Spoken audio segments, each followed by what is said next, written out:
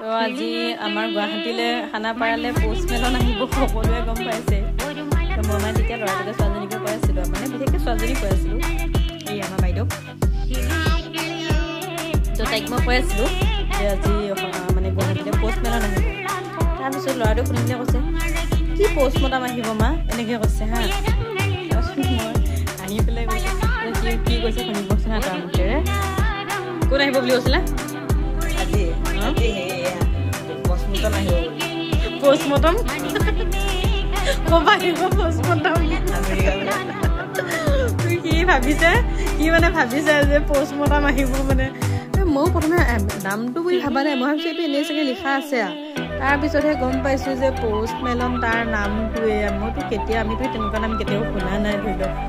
তো আমি ভাবা নাই আৰু তাৰ নাম বুলি তাৰপিছত গম পাইছোঁ তাৰ নামেই হয় সেইটো তাৰপিছত তাৰ মানুহটো দেখিছোঁ এইটো মানুহ